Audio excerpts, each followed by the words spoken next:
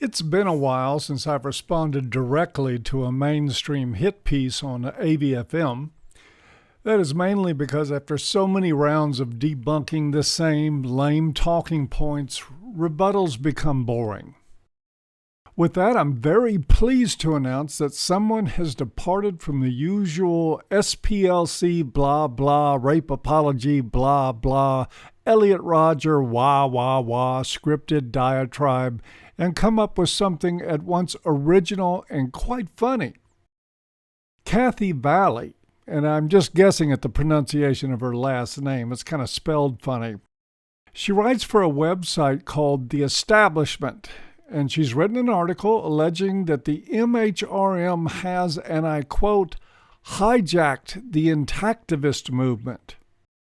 First, before I get into the estrogen-saturated meat of this, I have to ask, who the fuck writes for something called The Establishment? Was this the brainchild of some intellectually unemployed ne'er-do-well who could not be bothered to take a look at modern political realities and come up with something better than that? What's next? The twopartysystem.com? Walmart Shoppers Weekly? That explains a little bit about who she's writing for. For more on Kathy, and before I delve into the digital asswipe of her article, let's take a look at her bio. And I'm quoting here from the article. Kathy exists to expose and exploit misogyny and mansplaining across the vast recesses of the interwebs and beyond. Yeah, it really says that. She should have just said, misogyny, I mock it, and call it a day. Unfortunately, she continues. And I'm quoting again, her blog, Birth Anarchy, attempts to connect reproductive injustices across the full spectrum, from contraception to abortion to birth. Okay, so abortion and birth control paid for anyone except the direct consumer. Nothing new there. Finally, her bio concludes, she's been called a cunt-splainer. Well, fuck me, you don't say. Can't imagine how that happened. Maybe it was because she was explaining something to someone who knew her. Who knows? Okay, so now we know who she writes for, and we know all we need to know about who she is. Let's take a look about how she cunt-splained her way into thinking, or at least pretending to think, that the MHRM, in particular a Voice for Men, had taken over the intactivist movement and ordered the pilot to fly us all to Cuba. She starts out by acknowledging the legitimacy of intactivism.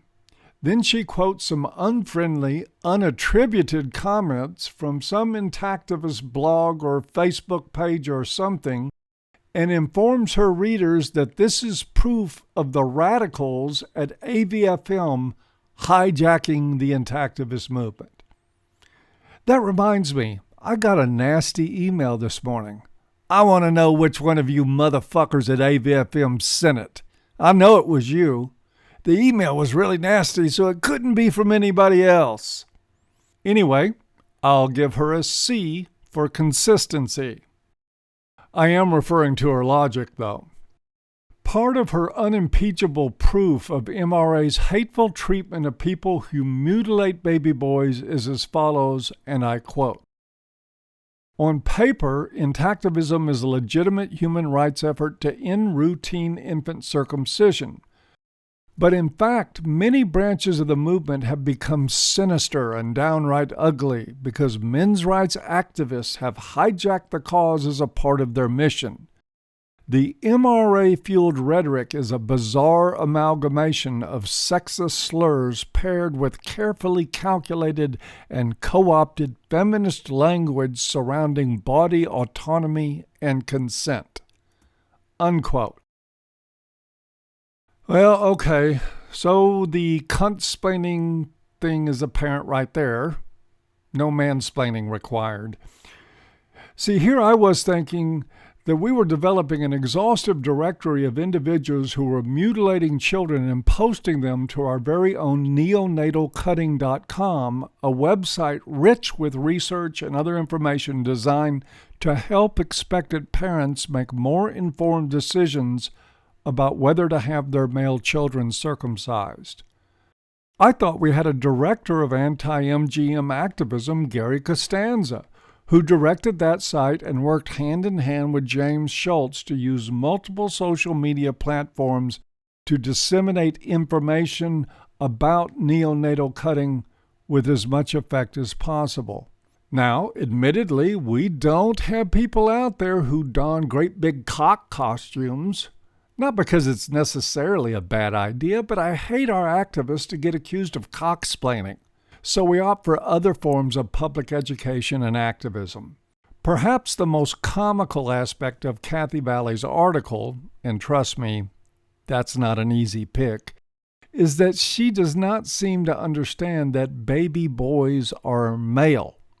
She says, and I quote again, "Even though routine infant circumcision is not evidence that grown men are oppressed in the Western world, in order for men to be able to legitimize the mythical problem of misandry, they have to co-opt infants' pain and represent it as their own present-day victimization," unquote.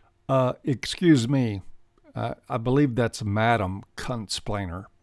Just take a moment to let the sheer stupid of this writing sink in. We are a long-established organization advocating for the humanity of men and boys.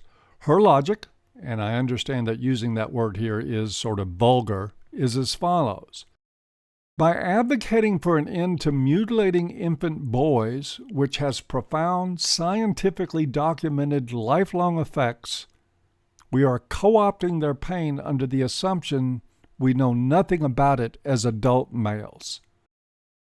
That isn't cuntsplaining. That is dumb cuntsplaining. The purest kind. 24 karat. Kathy Valley lives in an imaginary world where she writes a blog concerned with, and once again I quote, attempts to connect reproductive injustices across the full spectrum, from contraception to abortion to birth. Yet somehow when men, or at least non-feminist men, do the same thing, it creates the difference between legitimate activists concerned for the well-being of children and hateful internet trolls. And she can prove that's true by quoting people without any evidence whatsoever that they're affiliated with the MHRM or AVFM. I stand corrected again. That's lying cuntsplaining. And it's pretty clear that this kind of shit journalism is actually a pretty damn good fit with an outfit that calls themselves the establishment.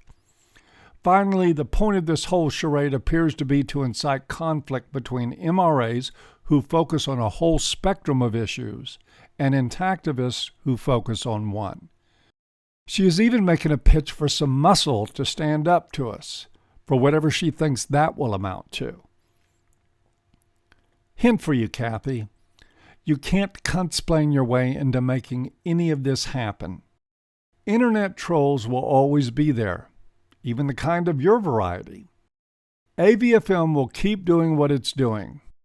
Firmly dedicated intactivists will keep doing what they're doing, and you really have nothing to say that will influence any of it, which I am sure bothers you a lot more than red paint on a white crotch. AVFM will occasionally, when something as stupidly original as the shit you tried to throw in that article comes up, pick up a bit of the excrement and throw it back in your face. Our readers and YouTube followers find it entertaining. But then we move on, doing what we do unabated and inviting anyone who tries to interfere to go fuck themselves. Consider yourself invited.